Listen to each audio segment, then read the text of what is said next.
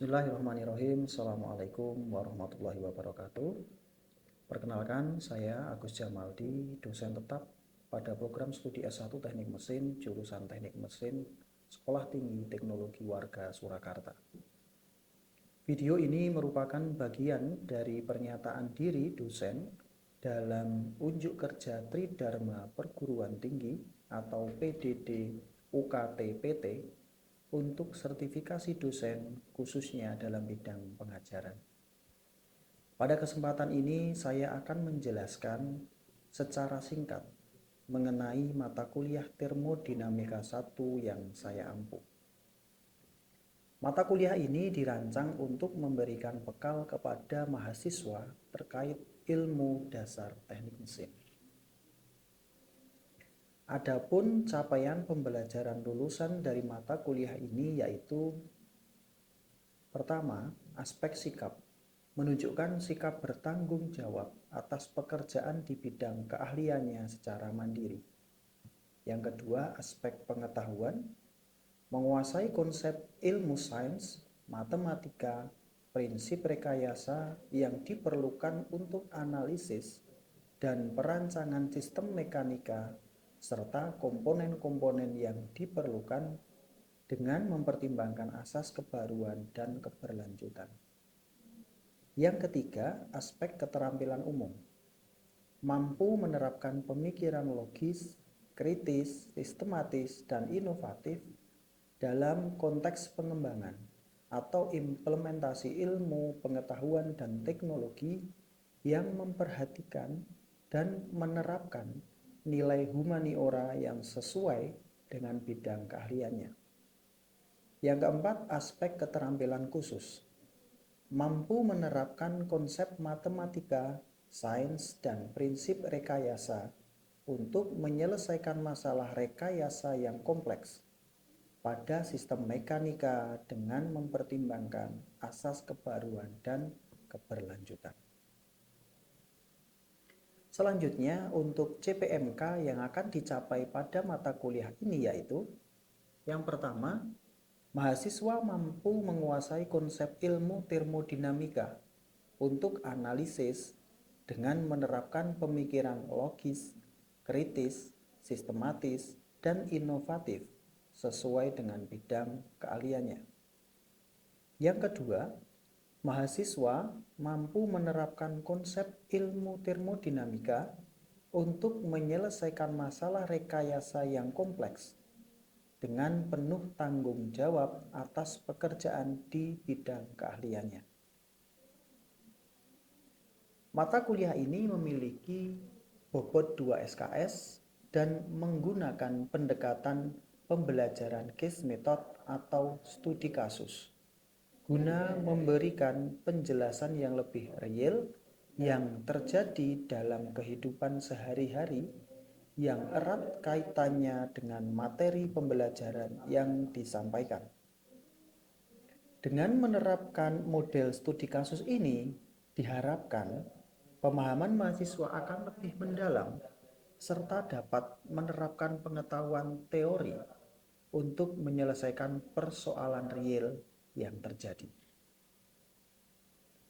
Mata kuliah ini membahas 7 topik utama, yaitu: 1. Konsep dasar termodinamika. 2. Sifat-sifat zat murni. 3. Energi dan hukum pertama termodinamika. 4. Hukum pertama termodinamika untuk sistem tertutup. 5. Hukum pertama termodinamika untuk sistem terbuka. 6. Hukum kedua termodinamika. Dan 7. Terkait entropi. Di mana topik-topik ini akan dibahas dan diselesaikan dalam 14 kali pertemuan. Selanjutnya, untuk UTS dilaksanakan pada pertemuan ke-8 dan UAS pada pertemuan ke-16. Berikutnya terkait dengan bobot penilaian akhir dari mata kuliah ini. Untuk kehadiran memiliki bobot 10%, tugas 20%, UTS 30%, dan UAS 40%. Metode pembelajaran yang kami terapkan yaitu berupa blended learning, yakni dapat berupa pertemuan tatap muka secara langsung maupun dapat dilaksanakan secara online. Selanjutnya, mari kita saksikan cuplikan proses perkuliahan pada mata kuliah Termodinamika 1 pada pertemuan kelima dengan topik pembahasan mengenai energi dan hukum pertama termodinamika. Selamat menyaksikan. Assalamualaikum warahmatullahi wabarakatuh. Waalaikumsalam warahmatullahi wabarakatuh. Selamat pagi rekan-rekan semua. Pagi. Sehat? Sehat. Baik, pada pertemuan pagi hari ini kita akan membahas mata kuliah kita terkait dengan termodinamika 1. Kita masuk di pertemuan kelima. Yang di sini nanti kita akan membahas terkait energi dan hukum pertama termodinamika. Nah, ketika ada tema ini di awal ya, ada energi kemudian hukum pertama termodinamika. Teman-teman bisa nggak menyebutkan contoh energi? Energi Contoh potensial sama kinetik, Pak. Apa? Satu? Potensial sama kinetik. Oke. Ada energi potensial. Yang kedua, ada energi apa tadi? Kinetik. Oke, ada kinetik. Ada potensial kinetik. Oke. Betul ya. Kemudian kita lihat selanjutnya. Nah, di tema yang ini, pembahasan di bab energi dan hukum pertama termodinamika, teman-teman, untuk capaian pembelajarannya yang pertama, itu teman-teman mampu menjelaskan jenis-jenis energi. Salah satu yang duanya ini tadi teman-teman sudah sebutkan, energi potensial, energi kinetik. Kemudian yang kedua, mampu memahami konsep konversi energi, transfer energi thermal, atau thermal itu biasa disebut dengan heat, atau kalor, atau panas. Kemudian transfer energi mekanik. Mekanik itu bisa disebut dengan work, kerja. Ya. Kemudian yang ketiga, mampu memahami hukum pertama termodinamika. Yang terakhir, nanti teman-teman mampu memahami konsep efisiensi konversi energi. Ya, ini capaiannya. Nah, kita masuk di yang pertama, terkait dengan tipe atau jenis energi. Nah, kita lihat, ini tadi ada potensial kinetik, nanti akan masuk di sini juga. Nah, yang pertama ada energi thermal. Thermal di sini adalah suatu energi internal ya, energi internal yang ada di dalam suatu sistem akibat suhu atau temperaturnya.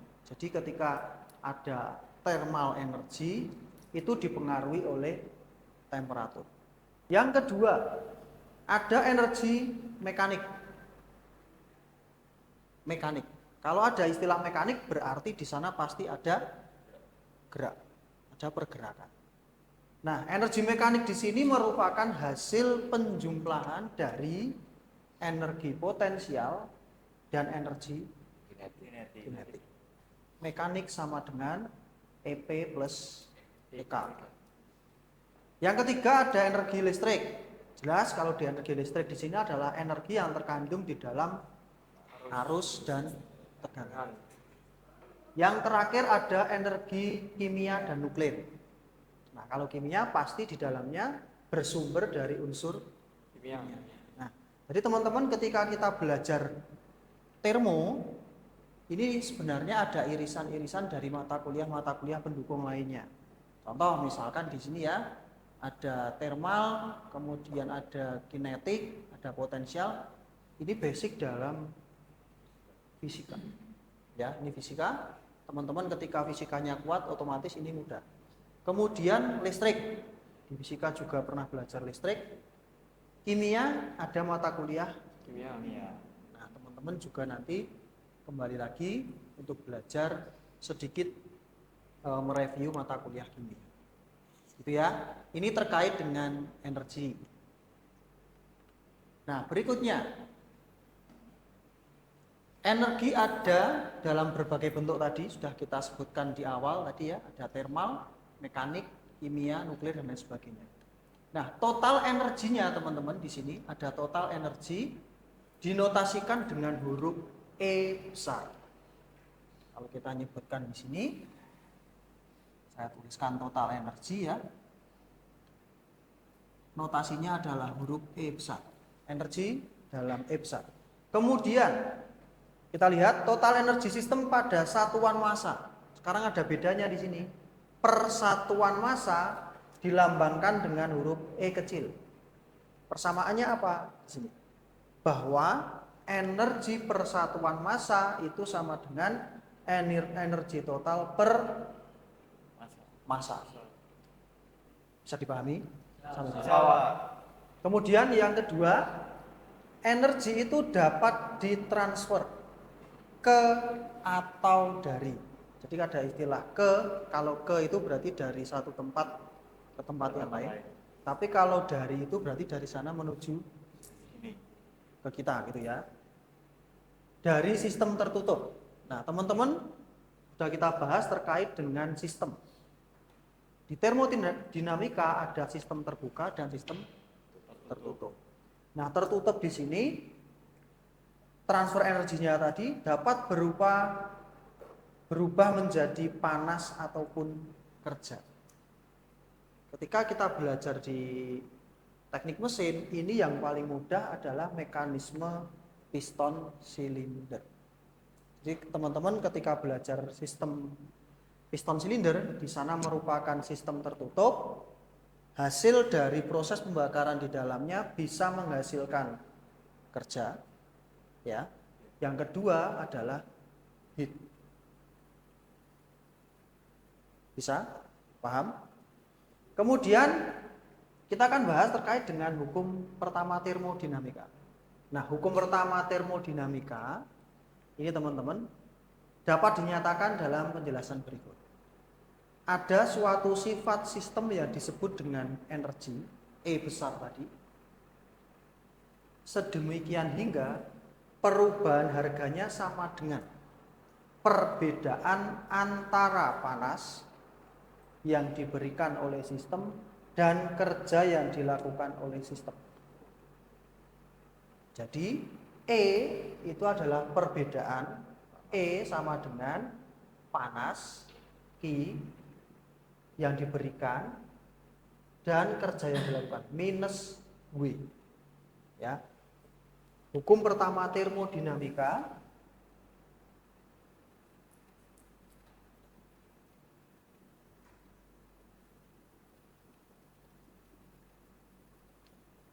itu adalah konsep E sama dengan kalor dikurangi kerja. Kemudian di sini muncul notasi huruf D kecil mengindikasikan, menandakan bahwa perubahan energi itu merupakan perubahan kalor dikurangi perubahan W itu apa? Kerja. Nah, energi di sini tadi terdiri dari energi kinetik, energi potensial, dan energi dalam atau internal energi. Energi kinetik dinotasikan dengan EK, energi potensial EP, dan internal energinya adalah U. Ya. Nah, sekarang teman-teman ada yang masih ingat nggak persamaan untuk energi potensial? Persamaannya apa? EP sama dengan Setengah MV kuadrat. setengah MV kuadrat. Ada yang lain? Pendapat yang lain? Energi potensial? Ayo. Potensial apa? GH. Potensial itu adalah energi yang dikandung oleh suatu sistem atau benda karena kedudukannya, karena dia punya posisi, punya ketinggian. Clue-nya di situ, ada ketinggian. Berarti EP itu adalah M kali G kali H. Fisika ya. M itu adalah massa, G adalah gravitasi, H adalah Ketinggian. maka semakin tinggi posisi suatu benda, EP-nya semakin Ya. besar atau tinggi? Besar. Kecil. Besar. Karena apa teman-teman? EP ini berbanding lurus dengan massa, gravitasi, dan Ketinggian. katakanlah massa bendanya 10 kilo, gravitasi ini konstan atau berubah ketika di bumi? Konstan. Katakanlah massa dan gravitasinya konstan, maka EP ini dipengaruhi mutlak oleh Ketinggian. semakin tinggi maka EP semakin besar. Besar. Yang kedua, energi kinetik. Energi kinetik adalah energi yang dimiliki suatu benda karena dia melakukan gerakan atau punya kecepatan. Berarti rumusnya adalah yang tadi setengah MV M kuadrat. V kuadrat. Ketika benda tadi masanya konstan, maka setengah dan MV ini menjadi suatu konstanta, ya, konstan. Maka energi kinetik itu berbanding lurus dengan kecepatan. Oke. Kita lanjut ya. Oke, ini. Nah, sekarang kita belajar terkait dengan kerja. Tadi masih ingat teman-teman bahwa hukum pertama termo di sini ada hubungan antara kerja dengan kalor. Ya, kita bahas dulu terkait dengan kerja atau work.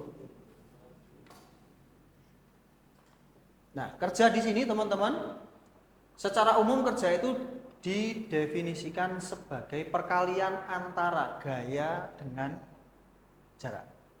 Mata kuliah apa ini? FW sama dengan FS? Fisika. Teman-teman belajar lagi di fisika. Mengingat lagi, oh ternyata W kerja itu adalah gaya kali jarak. Nah, notasi huruf-huruf di sini, W itu untuk work, F itu untuk force, gaya, S untuk jaraknya, stroke. Biasanya stroke ya. Jadi di sini muncul D lagi berarti perubahan kerja itu sama dengan gaya dikali perubahan jaraknya. Nah, di termo itu ada dua jenis kerja. Yang pertama kerja negatif, yang kedua kerja positif. Kalau dinotasikan kerja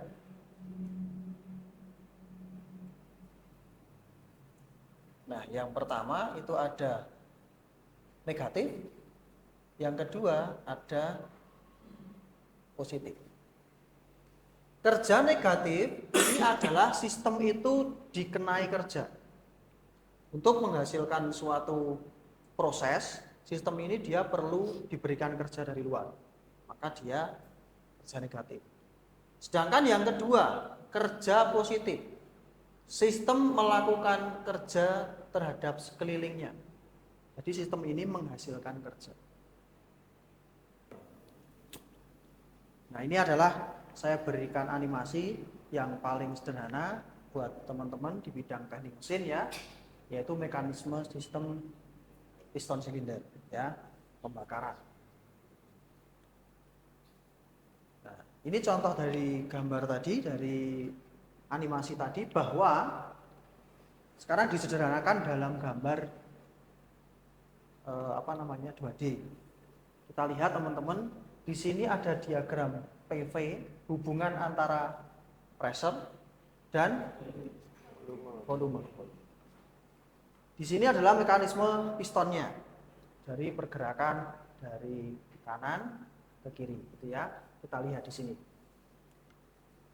Sistem melakukan kerja terhadap sekeliling sebesar W sama dengan F kali S. Ini rumus basicnya tadi. Kemudian jika A adalah luasan penampang piston, nah teman-teman ada luasan piston biasanya berbentuk silinder, maka luasan silinder, ketika saya punya lingkaran ada diameter, maka di sini ketika saya mencari A sama dengan luas lingkaran R kuadrat atau 1/4 pi D pakai kuadrat enggak? Enggak. Nanti kita lihat ya. Ketika mekanisme sistem piston silinder, jadi ada tekanan dikalikan luasan dikali jarak struknya itu adalah kerja. Nah, maka di sini yang paling bawah kerja itu sama dengan P kali dV. dV-nya apa, teman-teman? Ketika piston tadi memiliki luasan tertentu, kemudian dikalikan dengan jarak, itu adalah sama dengan volume. Paham nggak? Luasan di sini kali jarak ke sana adalah volume. Maka W sama dengan tekanan dikali perubahan volume. Nah, sekarang ini masuk di engineering ya, masuk ke teknik nih. Di sini ada proses yang disebut dengan ekspansi. Kalau dari gambar di sini teman-teman, ekspansi itu volumenya bertambah atau berkurang? Bertambah. Ekspansi itu V-nya semakin besar.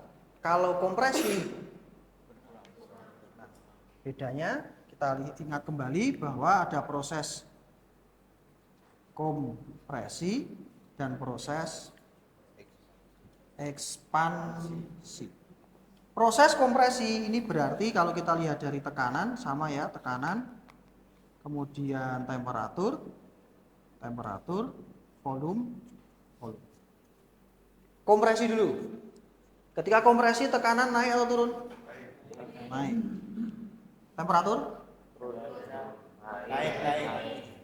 Temperatur naik. Volume? Berarti ekspansi adalah kebalikannya. Pressure-nya turun, temperatur Naik. Volumenya naik. ya. Ini teman-teman, konsep ini perlu dipahami kembali. Kompresi, ekspansi. Nah, ini terkait dengan kerja tadi, work. Sekarang kita akan membahas terkait dengan heat, panas. Yang ini sudah kita bahas, kerja. Yang kedua adalah kita akan bahas Q, kalornya. Syarat mutlak terjadinya heat transfer atau perpindahan kalor panas itu adanya delta T atau selisih temperatur. Ingat, konsep dasar dari perpindahan kalor atau perpindahan panas itu adalah adanya perbedaan temperatur, yaitu berpindah dari temperatur tinggi ke temperatur rendah.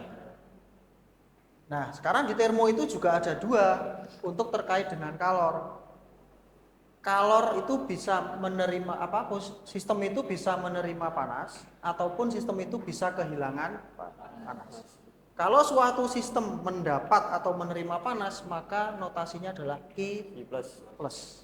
Ya, lebih, kita mendapatkan panas yang lebih.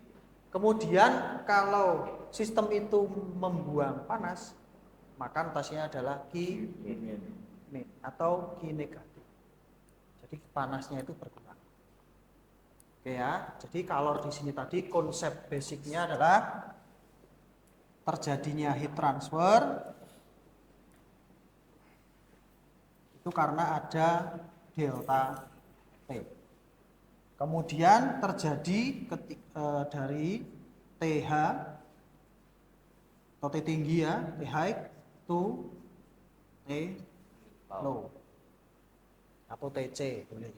Kemudian yang kedua terkait dengan kalor tadi ada Q plus, ini ketika mendapat atau menerima panas. Yang Q min ini yang melepas panas.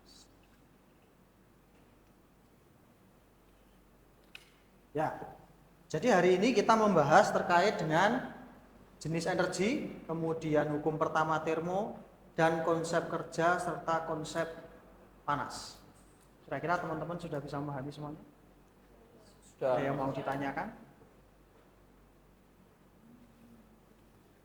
Cukup jelas semuanya? Cukup, Pak. Ya, hari ini saya kira cukup untuk materi yang saya sampaikan. untuk termodinamika 1 dengan tema energi dan hukum pertama termodinamika. Selanjutnya teman-teman dapat belajar kembali terkait dengan pemahaman dari energi dan hukum pertama termodinamika dari materi yang sudah saya sampaikan sebelumnya. Baik, terima kasih. Untuk hari ini saya akhiri. Wassalamualaikum warahmatullahi wabarakatuh. Waalaikumsalam warahmatullahi wabarakatuh. Terima kasih Pak. Baru saja Anda menyaksikan cuplikan proses pembelajaran yang kami lakukan pada pertemuan kelima pada mata kuliah Termodinamika 1. Pada pertemuan tersebut, mahasiswa diajak untuk belajar serta berdiskusi tentang energi dan hukum pertama termodinamika. Saya berharap cuplikan pembelajaran tersebut dapat memberikan gambaran yang nyata mengenai proses pembelajaran yang kami lakukan di dalam kelas. Terima kasih saya sampaikan kepada Kemendikti-Saintek melalui Direktorat Jenderal Pendidikan Tinggi LL Dikti Wilayah 6 Jawa Tengah serta seluruh tim sertifikasi dosen atas kesempatan dan dukungannya. Ucapan terima kasih juga saya sampaikan kepada pimpinan Sekolah Tinggi Teknologi Warga Surakarta, rekan dosen dan mahasiswa yang telah berkontribusi dalam proses pembelajaran ini. Demikian yang dapat saya sampaikan. Terima kasih. Assalamualaikum warahmatullahi wabarakatuh.